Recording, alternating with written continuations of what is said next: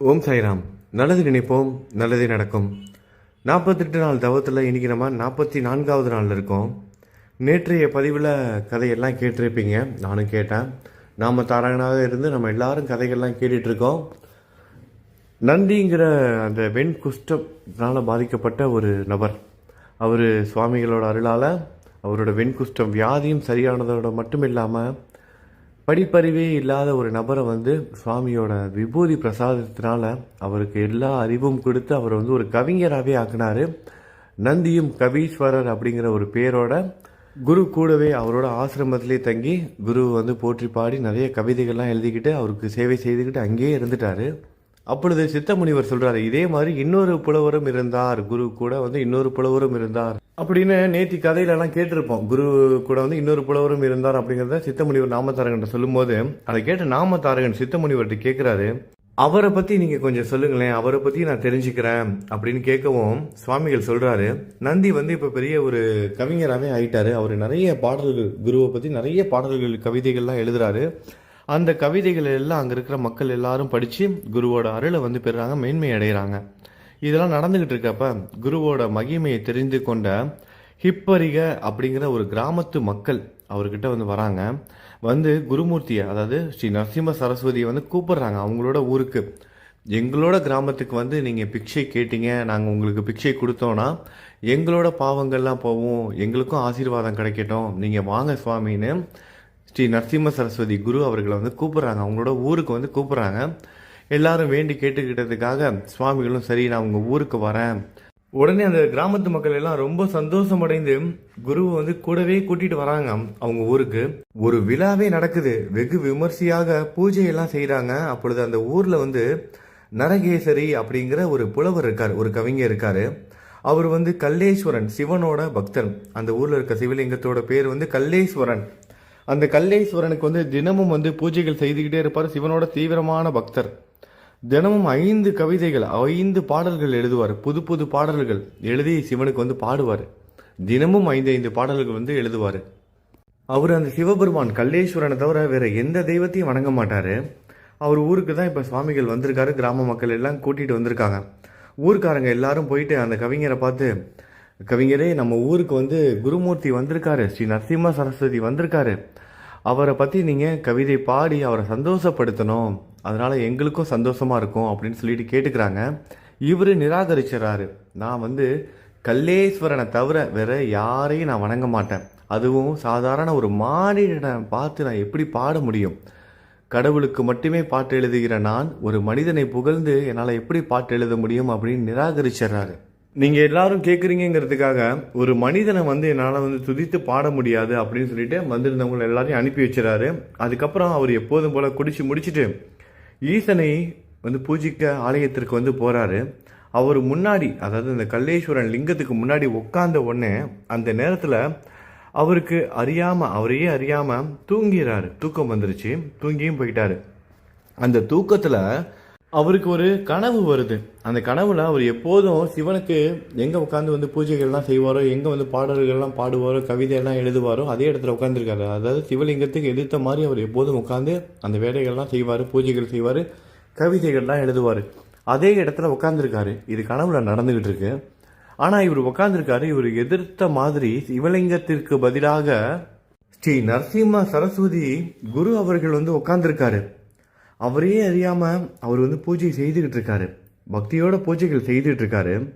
சுவாமிகள் கேட்குறாரு, குரு கேட்குறாரு, நீ சாதாரண மனிதனை எல்லாம் பாட மாட்டியாமல, கவிதை எழுத மாட்டியாமல, துதித்து பாடல்களை ஏற்ற மாட்டேன்னு சொல்லியிருக்க, அப்படி இருக்கும்போது என்ன நினைத்து நீ எப்படி பாடுற அப்படின்னு கேட்குறாரு. ஆனால் இவர் எதையுமே அவர் காதில் வாங்காமல் ஒரு திடமான பக்தியோட அந்த நரகேசரி என்ன பண்ணுறாரு, திடமான பக்தியோட குருவை கனவிலேயே பூஜை செய்கிறாரு. தான் வணங்கும் கல்லேஸ்வரனுக்கு என்னென்னலாம் பூஜைகள் செய்வாரோ அந்த எல்லா பூஜைகளையும் செய்து எப்போதும் போல 5 பாடல்களையும் பாடுறாரு. புது பாடல்கள் எழுதி பாடுறாரு. இது எல்லாம் கனவுலே நடக்குது.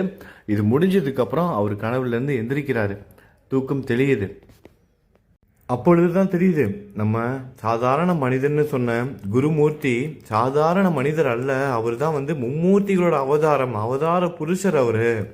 அப்படியான அவரோட மகிமையை தெரிந்து கொள்ளாமல் நான் இருந்துட்டேனேன்னு வருந்தி தன்னோட தவறை திருத்தி கொண்டு என்ன பண்ணுறாரு, சுவாமி இருக்கிற இடத்துக்கு போய் அங்கே வந்து சாஷ்டாங்கமாக விழுந்து அவரோட பாதத்தை தொட்டு வணங்கி எழுந்து நிற்கிறாரு. எழுந்து நின்று சுவாமியை பார்த்து சொல்கிறாரு, சுவாமி உங்களோட ரூபத்தை தெரிந்து கொள்ள என்னால் வந்து முடியலை, என் மேலே வந்து கருணை காட்டுங்கள் சுவாமி, நீங்கள் வந்து சாதாரண மனிதர் அல்ல, அந்த சிவனோட ரூபம்தான் நீங்கள், என்னோட அறியாமையினால் உங்களோட மகிமையை என்னால் தெரிஞ்சிக்க முடியல, உலகிற்கே ஆதாரமானவர் நீங்கள் தான், அந்த கல்லேஸ்வரரும் அந்த சிவபெருமானும் நீங்கள் தான் சுவாமி, இனி நான் உங்கள் பாத கமலங்களை நான் வந்து விட மாட்டேன், உங்களை சரணடைஞ்சவங்களை நீங்கள் வந்து விட மாட்டீங்கன்னு எனக்கு தெரியும் சாமி, என்னையும் விட்டுறாதீங்கன்னு சுவாமி வந்து துதித்து பாடுறாரு. இந்த மாதிரிலாம் வந்து பேசும்போது அதை கேட்ட குரு சொல்கிறாரு, ஏன் நீ இது வரைக்கும் என்ன சாதாரண மனிதர் தானே சொன்ன, மக்கள்லாம் எங்களை வந்து பூஜை செய்வதை எனக்கு வந்து பூஜை செய்கிறத தவறுன்னு தானே நீ வந்து குறை சொன்ன, ஆனால் திடீரென உனக்கு வந்து எப்படி மனம் மாறியது அப்படின்னு கேட்குறாரு. அதற்கு அவர் சொல்கிறாரு, அந்த நரகேசரி கவிஞர் சொல்கிறாரு, இதுவரையில் அறியாமையில் என்ற இருளில் மூழ்கி இருந்தேன் சுவாமி, என்னை வந்து மன்னிச்சிருங்க, இதுவரையில் நான் கல்லேஸ்வரனுக்கு செய்த பூஜையின் பலனாக, அந்த சிவபெருமானுக்கு நான் செய்த பூஜையின் பலனாக தான் உங்களோட தரிசனம் எனக்கு இன்னைக்கு கிடைச்சிருக்கு, உங்களுக்கு பாத சேவை செய்ய எனக்கு வந்து ஒரு பாக்கியம் கிடைச்சிருக்கு அப்படின்னு சொல்லி கல்லேஸ்வரன் வந்து கோவிலில் தனக்கு கனவுல வந்தது, அப்போ எதிர்த்த மாதிரி இவர் சிவலிங்கத்துக்கு பதிலாக சுவாமிகள் காட்சி கொடுத்தது, இது எல்லா கதையும் அவர் வந்து சொல்கிறாரு. இந்த கதையெல்லாம் சொல்லி முடிச்சதுக்கப்புறம் சுவாமி என்னை வந்து உங்களோட சீடனாக வந்து ஏற்றுக்கோங்க சுவாமின்னு வேண்டி கேட்டுக்கிறாரு. அதற்கு சுவாமி சொல்கிறாரு, எனக்கு வந்து கல்லேஸ்வரன் எனக்கு வந்து ரொம்ப பிடிக்கும் அப்படின்னு சுவாமி சொல்கிறாரு. எனக்கு கல்லேஸ்வரன் என்றால் ரொம்ப ரொம்ப பிடிக்கும், அவர் மேலே எனக்கு ரொம்ப பிரியம் இருக்குது, அதனால் நீ எப்போதும் இங்கேயே இருந்து அவருக்கு வந்து நீ எல்லா விதமான பூஜைகளும் எப்போதும் போல் செய்துக்கிட்டே இரு, நீ அந்த கல்லேஸ்வரனுக்கு செய்கிற பூஜையெல்லாம் எனக்கு செய்த மாதிரி ஆகும், அதனால் நீ இங்கேயே இருன்னு சொல்கிறாரு. ஆனால் இவர் என்ன பண்ணுறாரு, சுவாமி நான் உங்கள் கூடவே இருக்கணும்னு ஆசைப்பட்றேன் சாமி, என்னை வந்து ஏற்றுக்கோங்க அப்படின்னு இவரு வேண்டி கேட்டுக்கிறாரு. சுவாமியும் அதுக்கு சம்மதிக்கிறாரு. அன்று முதல் நரகேஸ்வரி தினமும் கல்லேஸ்வரனை பூஜை செய்வது போல குரு நரசிம்ம சரஸ்வதிக்கு அனைத்து பூஜைகளும் செய்து தினம் தினம் 5 புது பாடல்களை எழுதி சுவாமியை வந்து துதித்து போற்றி பாட ஆரம்பிச்சிட்டாரு. நாமதாரகா, ஸ்ரீ குருவை எவன் குரு பக்தியுடன் சேவை செய்வானோ அவன் வீட்டில் ஸ்ரீ குரு கல்பக விருட்சமாய் வேண்டியதை எல்லாம் கொடுத்து கொண்டே இருப்பார் அப்படின்னு நாமதாரகனுக்கு சித்த முனிவர் சொல்றாரு. அதே மாதிரி இன்னொரு லீலையும் இந்த பதிவில் நம்ம பார்க்க போறோம். சித்த முனியை நாமதாரகன் மேலும் ஸ்ரீ குருவின் சரித்திரத்தை கூறுகள்னு வேண்டி கேட்டுக்கிறாரு. நாமதாரகா, குரு சரித்திரத்தை மிக ஆர்வமாக கேட்டுக்கொண்டே இருக்கிறாய், இந்த சரித்திரத்தை கேட்பதினால் கெட்டவர்கள் கூட நல்லவர்களாகி விடுவார்கள் அப்படின்னு சொல்றாரு சுவாமி. இப்பொழுது சித்தமுனிவர் அற்புதமான ஒரு லீலையை வந்து சொல்ல போறாரு. நம்ம எல்லாருக்கும் தெரியும், நம்ம சாய் கூட ஒரே நேரத்துல எல்லா இடத்துலயும் இருப்பாரு, பல ரூபத்துல போவாரு, எல்லா இடத்துலயும் வியாபித்து இருப்பாரு, ஒரே நேரத்துல பல இடத்துக்கு போவாரு. அந்த மாதிரியான ஒரு லீலையை தான் சுவாமிகள் இப்ப சொல்ல போறாரு. சித்தமுனிவர் சுவாமிகளை பத்தி ஒரு லீலை. ஒரு தீபாவளி பண்டிகை அன்னைக்கு ஸ்ரீ குருவை பார்ப்பதற்காக கானகாபுரத்தை சுற்றி இருக்கிற 7 ஊர்ல இருக்கிற 7 நபர்கள் வராங்க. ஒவ்வொரு ஊர்ல இருந்து ஒவ்வொரு நபர், கானகாபுரை சுற்றி இருக்கிற 7 ஊர்ல இருந்து 7 பேர் வராங்க. அவங்க எல்லாரும் சுவாமிகள்கிட்ட வணங்கி அவங்க எல்லாரும் ஒரு கோரிக்கை வைக்கிறாங்க. தீபாவளி அன்னைக்கு எங்க ஊருக்கு நீங்க வரணும் சுவாமி அப்படின்னு வேண்டி கேட்டுக்கிறாங்க. எங்க ஊருக்கு வரணும், நீங்க தீபாவளி அன்னைக்கு வந்து எங்க ஊர்ல நீங்க வந்து பிக்ஷை வாங்கணும், நாங்க உங்களுக்கு கொடுக்கணும், அதனால எங்களுக்கு வந்து பாக்கியம், அந்த பாக்கியம் எங்களுக்கு கிடைக்கணும் சுவாமி, நீங்க தீபாவளிக்கு வாங்கன்னு 7 ஊர் பேர் வந்திருக்காங்க. 7 ஊர்ல இருந்து 7 பேர் வந்திருக்காங்க ஒரே நாள்ல ஒரே நேரத்துல. எல்லாரும் கேட்குறாங்க. சுவாமிகள் சொல்றாரு, நான் வந்து ஒரே ஆளு, நான் எப்படி 7 ஊருக்கும் வர முடியும், அதனால யாராவது ஒருத்தர் ஊருக்கு தான் என்னால் வர முடியும், நீங்களே கலந்து பேசி முடிவெடுங்க அப்படின்னு சொல்றாரு. நான் எந்த முடிவும் எடுக்கல, நீங்களே முடிவெடுத்து கலந்து பேசிட்டு சொல்லுங்க யார் ஊருக்கு வரணும்னு சொல்லிட்டு அவங்க கிட்டேயே வந்து விட்டுறாரு. 7 பேரும் வந்து விவாதம் நடந்துக்குது, யார் ஊருக்கு சுவாமியை வந்து கூட்டிகிட்டு போகிறது, சுவாமியை வந்து யார் ஊருக்கு வர சொல்லலாம் அப்படின்னு. ஆனால் மாறி மாறி விவாதம் நடந்துக்கிட்டே இருக்குது. ஆனால் ஒரு முடிவுக்கு வரல, யாரும் விட்டு கொடுத்து போகிற மாதிரி தெரியல. இவர் சுவாமிகளும் சொல்கிறாரு, எவ்வளோ எடுத்து சொல்ல, எனக்கு எல்லாருமே ஒன்று தான், நான் யாருக்கிட்டையும் எந்த பாகுபாடும் காமிக்க மாட்டேன் அப்படின்னு சொல்கிறாரு. ஆனால் அதையெல்லாம் அவங்க கேட்க மாட்டாங்க. இல்லை சுவாமி நீங்கள் எங்கள் ஊருக்கு தான் வரணும்னு தனித்தனியாக வந்து கட்டாயப்படுத்துகிறாங்க, சுவாமிகள்கிட்ட வேண்டி கேட்டுக்கிறாங்க. அதாவது இந்த அன்பு கட்டளைன்னு சொல்லுவாங்களா அந்த மாதிரி, சாமி நீங்கள் கண்டிப்பாக எங்கள் ஊருக்கு தான் வரணும்னு சொல்லிட்டு ரொம்ப அன்போடு கேட்குறாங்க. இவருக்கு என்ன பண்ணுறதுன்னு தெரியல சுவாமிகளுக்கு. நான் யாருக்கிட்டையும் எந்த பாகுபாடும் காமிக்க மாட்டேன்ப்பா, எல்லாருக்கிட்டையும் ஒரே மாதிரி தான் நடந்துக்குவேன்னு சொல்கிறாங்க. ஆனால் இவங்க சுவாமிகள்கிட்ட என்ன சொல்கிறாங்கன்னா, தனித்தனியாக ஒரே மாதிரி தான் வேறு வேறு மாதிரி பேசுகிறாங்க. சுவாமிகள் நீங்கள் வந்து ஏழை பணக்காரன் உயர்ந்தவங்க தாழ்ந்தவங்க இந்த மாதிரிலாம் பார்த்து எங்கள் ஊருக்கு நீங்கள் வந்துட்டு வராமல் இருந்துட்டீங்கன்னா நாங்கள் வந்து நதியில் விழுந்து செத்துருவோம் அப்படின்னு ஒவ்வொருத்தராக தனித்தனியாக அவங்கவுங்க பாஷையில் அவங்கவுங்க வேறு வேறு வார்த்தைகளில் ஒரே விஷயத்த சொல்லிக்கிட்டே இருக்காங்க. அப்போ அதுலேயும் சொல்கிறாங்க, பகவான் ஸ்ரீ கிருஷ்ணர் கூட துரியோதனன் அழைத்தும் கூட ஒரு ஏழையான விதுரரோட வீட்டுக்கு தான் போனார். அதே மாதிரி தான் நீங்கள் எங்களோட வீட்டுக்கும் வரணும், எங்களோட ஊருக்கும் வரணும்னு ஒவ்வொருத்தங்க ஒன்று சொல்லிக்கிட்டே இருக்காங்க. நீங்கள் முன்கூட்டியே எங்களுக்கு வந்து தெரிவிக்கணும். அது மட்டும் இல்லாமல் நீங்கள் இங்கேயே எங்களுக்கு சொல்லிடுங்க, யார் ஊருக்கு வர போகிறீங்கிறத எங்களுக்கு இப்பயே சொல்லிடுங்க. எங்கள் ஊருக்கு வர போகிறீங்க நீங்கள் வந்து சொன்னதுக்கப்புறமா தான் நான் எங்கள் ஊரில் போயிட்டு ஒரு விழாவே ரெடி பண்ணணும், உங்களை வரவேற்பதற்காக பெரிய விழா தகுந்த ஏற்பாடு எல்லாம் செய்ய முடியும் அப்படின்னு வேண்டி கேட்டுக்கிறாங்க. குருமூர்த்தி என்ன சொல்கிறாரு, நான் கண்டிப்பாக வரேன், கவலைப்படாதீங்க அப்படின்னு அவங்கள்ட்ட வந்து சொல்கிறாரு. உங்கள் பேச்சை கேட்டுட்டு நீங்கள் யார் ஊருக்கு வருவீங்கன்னு எங்களால் முடிவெடுக்க வேணும்ல. நீங்கள் வந்து மொட்டையாக வருவேன்னு சொல்கிறீங்க, ஆனால் யார் ஊருக்குன்னு சொன்னதானே நாங்கள் வந்து முடிவெடுக்க முடியும். அதனால் நீங்கள் யார் ஊருக்கு வருவீங்கன்னு இப்பயே சொல்லுங்கள், எங்களோட சந்தேகத்தை தீர்த்து வைங்க, நாங்கள் வந்து தகுந்த ஏற்பாடுகள்லாம் செய்யணும் அப்படின்னு அந்த 7 பேரும் தனித்தனியாக கேட்குறாங்க. அப்பொழுது சுவாமி என்ன சொல்கிறாரு, ஒவ்வொருத்தரையாக தனித்தனியாக கூப்பிட்றாரு.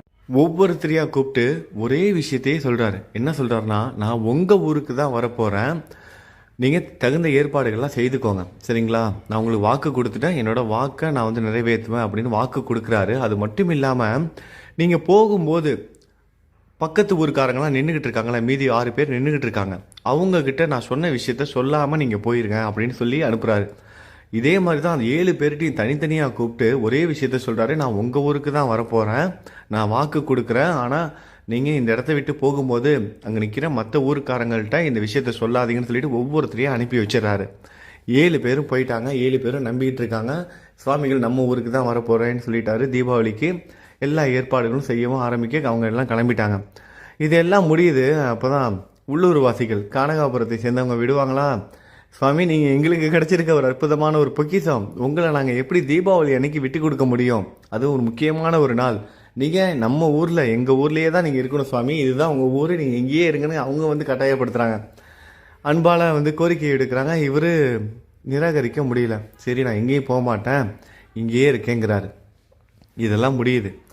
தீபாவளியும் வருது. சுவாமிகள் 8 ரூபம் எடுக்கிறார், 8 அவதாரம் எடுக்கிறாரு. ஒரு ரூபத்தில் கனகாபுரத்திலே இருக்கிறாரு, மற்ற 7 ரூபங்களாக 7 ஊருக்கும் தனித்தனியாக போகிறார். சுவாமிகள் 8 ரூபம் எடுத்து ஒருவர் வந்து இங்கேயே இருந்துட்டார், கனகாபுரத்திலே இருக்கிறாரு. தீபாவளி பண்டிகை மக்களோட மக்களாக சேர்ந்து கொண்டாடுறாரு. அதே மாதிரி மற்ற 7 ஊருக்கும், ஊரை சுற்றி இருக்கிற மற்ற ஊர்லேருந்து வந்தாங்களே 7 பேர், அவங்க ஊருக்கெல்லாம் வாக்கு கொடுத்துருக்காருல, அந்தந்த ஊருக்கும் வந்து மற்ற 7 ரூபங்களில் போகிறாரு. ரொம்ப விமர்சையாக வந்து வரவே இருக்கிறாங்க. மங்கள அபிஷேகம்லாம் செய்து சுவாமிகளுக்கு வஸ்திரம் புது ட்ரெஸ் எல்லாம் வாங்கி கொடுத்து வெகு விமர்சையாக பூஜைகள்லாம் செய்கிறாங்க. அப்புறம் சுவாமிகளுக்கு பிக்ஷையும் கொடுக்குறாங்க. இது எல்லாம் 7 ஊரில் தனித்தனியாக நடக்குது. கனகாபுரத்துலேயும் சுவாமி இருக்காரு, பக்கத்து இருக்க ஊருக்காரங்களுக்கு சுவாமிகள் இங்கே வந்தாருன்னு தெரியாது, அந்த ஊருக்காரங்களுக்கு எங்கே வந்தாங்கன்னு தெரியாது, யாருக்கும் எதுவும் தெரியாது. அவங்கவுங்க என்ன நினச்சிட்டு இருக்காங்கன்னா, சுவாமிகள் நம்ம ஊருக்கு மட்டும்தான் வந்தார் அப்படின்னு நினச்சிட்டு இருக்காங்க. கனகாபுரத்தை சேர்ந்தவங்க சுவாமி எந்த ஊருக்கும் போகலை, நம்ம ஊரில் தான் இருந்தார் அப்படின்னு அவங்க நினச்சிக்கிட்டு இருக்காங்க. யாருக்கும் எதுவும் தெரியாமல் அப்படியே போய்கிட்டு இருக்கு. ஒரு நாள் கார்த்திகை தீப தோரணங்கள் அர்ப்பணம் செய்வதற்காக எல்லா கிராமவாசிகளும் கனகாபுரத்துக்கு வராங்க. அப்போ எல்லா கிராம மக்களும் சந்திக்கும் போது, நாங்கள் தான் ரொம்ப கொடுத்து வச்சவங்க, சுவாமிகள் எங்களோட கோரிக்கையை தான் ஏற்றுக்கிட்டு எங்கள் ஊருக்கு தீபாவளிக்கு வந்தாருன்னு ஒவ்வொருத்தரும் வாதம் செய்ய ஆரம்பிச்சிட்டாங்க. என்னது உங்கள் ஊருக்கு வந்தாரா? இல்லையே சுவாமி எங்கள் ஊருக்கு தான் வந்தார். அது அவங்க சொல்லிட்டு இருக்கும்போதே 3வது இன்னொரு ஊருக்கார் அவர், இந்த மாதிரி 7 ஊருக்காரும் இடையிடையில வந்து சுவாமிகள் எங்கள் ஊருக்கு தான் வந்தார், நாங்கள் எல்லாரும் சாட்சியாக இருக்கோம், ஏன் அதை விடுங்க, நாங்கள் கொடுத்த புது வஸ்திரம் அவருக்கு நாங்கள் புது ஆடையெல்லாம் வந்து போர்த்தி விட்டோம், அந்த ஆடை கூட அவரோட மடத்தில் தான் இருக்கும், வேணா போய் செக் பண்ணி பார்த்துக்கோங்க அப்படின்னு எல்லாரும் பேச ஆரம்பிக்கிறாங்க. எல்லாரும் இதையே சொல்கிறாங்க. இடையில கானகாபுர வாசிகள் என்ன நினச்சிக்கிட்டு இருக்கீங்க, ஆளாளுக்கு வாய்க்கு வந்ததெல்லாம் பேசிட்டீங்க, சுவாமி எங்கேயும் போல, நாங்கள் கொண்டாடணும் தீபாவளியே, எங்கள் கொண்டாட்டத்தில் சுவாமி இருந்தார், எங்களுக்கு அருள் பொழிந்தார், எங்களுக்கு தீபாவளிக்கு சுவாமியோட ஆசீர்வாதம் கிடைச்சது, சுவாமி தீபாவளி அன்னைக்கு வேற எங்கேயும் போல கனகாபுரத்தில் தான் இருந்தாருன்னு அவங்க சூட ஏற்றி சத்தியம் பண்ணாத குறையா அவங்க சொல்கிறாங்க. எல்லாம் பொய் பேசிக்கிட்டு தெரியுறீங்களா அப்படின்னு. சரி வாங்க சுவாமி கிட்டேயே உண்மை என்னன்னு நம்ம எல்லாரும் கேட்டு தெரிஞ்சுக்கலான்னு கனகபுரவாசிகள் மற்ற 7 ஊர் மக்களும் சேர்ந்து சுவாமியை பார்க்க போகிறாங்க. சுவாமியை பார்த்து கேட்குறாங்க, சுவாமி இவங்க எல்லாரும் அவங்கவுங்க உங்கள் ஊருக்கு வந்தேன் எங்கள் ஊருக்கு வந்தேன்னு சொல்கிறாங்க. சுவாமி நீங்கள் எங்கள் ஊருக்கு தானே வந்தீங்க அப்படின்னு ஒவ்வொரு ஊருக்காரங்களும் சொல்கிறாங்க. கனகபுரவாசிகள், சுவாமி நீங்கள் எங்கேயும் போகல, இங்கே தானே இருந்தீங்க, எல்லாரும் போய் பேசுகிறாங்க சுவாமின்னு மாற்றி மாற்றி அவங்க போய் சொல்கிறாங்க, இவங்க போய் சொல்கிறாங்க. சுவாமி நீங்கள் தான் சாமி உண்மையை சொல்லணும் அப்படின்னு சொல்லி கேட்கும்போது, நீங்கள் எல்லாரும் சொல்கிறது உண்மைதான்ப்பா, நான் வந்தேன், உங்களோட எல்லா ஊருக்கும் நான் வந்தேன்னு சுவாமிகள் சொல்கிறாரு. சிரித்து கொண்டே சுவாமிகள் சொல்கிறாரு, நீங்கள் எல்லோரும் சொல்வது உண்மைதான். அன்று நான் எல்லா ஊர்களுக்கும் சென்றேன், இங்கேயும் இருந்தேன், கானகாபுரத்துலையும் இருந்தேன், மற்ற ஊர்களுக்கும் நான் போனேன். எங்கள் பக்தர்களின் வேண்டுகோளை நிறைவேற்றுவது தான் என்னோட வேலை, அதை தான் நான் செஞ்சேன். நீங்கள் தேவையில்லாமல் உங்களுக்குள்ள சண்டை போட்டுக்காதீங்கன்னு சுவாமிகள் சொல்கிறார். இதை கேட்ட எல்லாரும் வியப்படைந்து ஸ்ரீ குருவின் மகிமையை போற்றி பாடுறாங்க. எந்த புலவராலும் வர்ணிக்க முடியாத இப்படிப்பட்ட லீலைகள் அந்த மும்மூர்த்திகளின் அவதாரமான ஸ்ரீ குருவால் தான் செய்ய முடியும் என்று எல்லாரும் போற்றி பேசுகிறாங்க. ஆகவே நாமதாரகா ஸ்ரீ குருவை துதிப்பதற்கு மிஞ்சிய செயல் வேறொன்றுமில்லை. ஸ்ரீ குருவே மும்மூர்த்திகளின் அவதாரம். இந்த இல்லற வாழ்வின் கடலை தாண்ட குருவின் பாத சேவை என்ற படையினால்தான் முடியும். தினமும் ஸ்ரீ குருவை திட பக்தியுடன் பூஜிப்பவர்கள் இல்லற வாழ்வின் துன்பங்களை வென்று முக்தி அடைவார்கள் என்று சித்த முனிவர் நாமதாரகன்ட்ட சொல்றாரு. மேலும் என்ன நடந்தது அப்படிங்கிறத நம்ம நாளைக்கு பதிவில் கேட்கலாம். நல்லதை நினைப்போம், நல்லதே நடக்கும். ஓம் சாய்ராம்.